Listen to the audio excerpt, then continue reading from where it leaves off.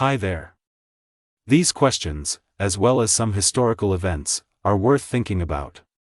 So let's begin. Is the United States of America a pure democracy, or is it a constitutional republic? Why do so many young people today find socialism more appealing than capitalism? Is it because they feel that socialism will reduce income inequality, or is it because of socialists' indoctrination in many schools and universities, or is it because there are people who want everything free, but let other people pay for it? Why is it that people in capitalist nations who advocate for socialism are not willing to go and live in a socialist country? To many people, the capitalist system is not perfect, but if anyone could think of a better system, they should embrace it. Next, we sometimes hear about left-wing and right-wing ideologies, where the left side often supports social equality, government intervention in the economy, and social justice, while the right side often supports a free market economy, traditional values, individual freedom, limited government, and maintaining law and order. When we look at the two ideologies, does fascism appear more likely on the left? Or more likely on the right?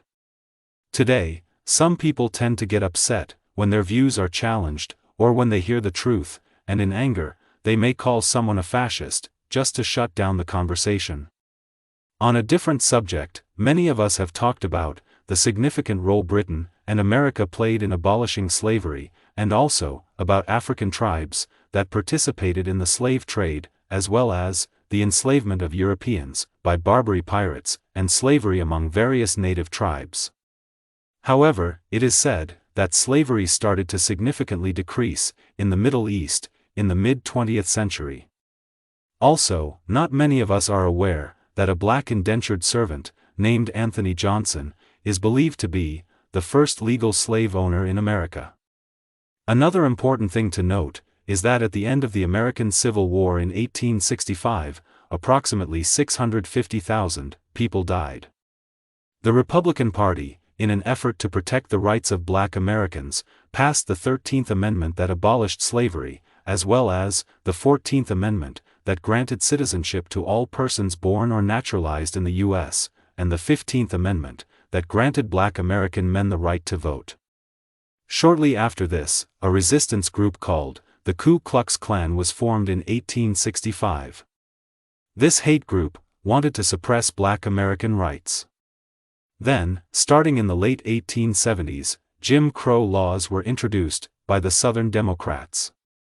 These laws enforced racial segregation in schools, public facilities, etc. The Jim Crow era ended in the mid-1960s. By the early 20th century, the term rednecks was used to describe a political faction within the Democratic Party. The derogatory term redneck likely stems from the sunburn found on the back of the necks of mainly poor Southern, uneducated white farmers.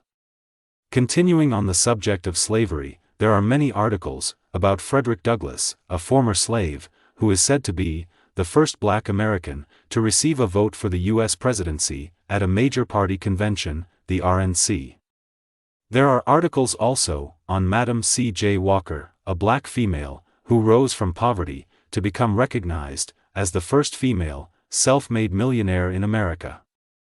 Aside from this, we sometimes hear talks on the issue of colonization, and about the exploitation of natural resources, and about some of the terrible things that happened under colonization.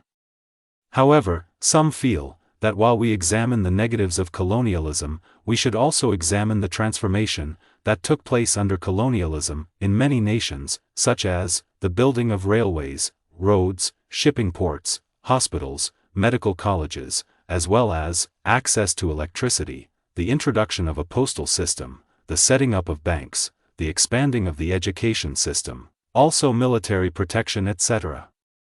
What is important to note here is that the issue of colonialism is complex, as it has both negative and positive outcomes.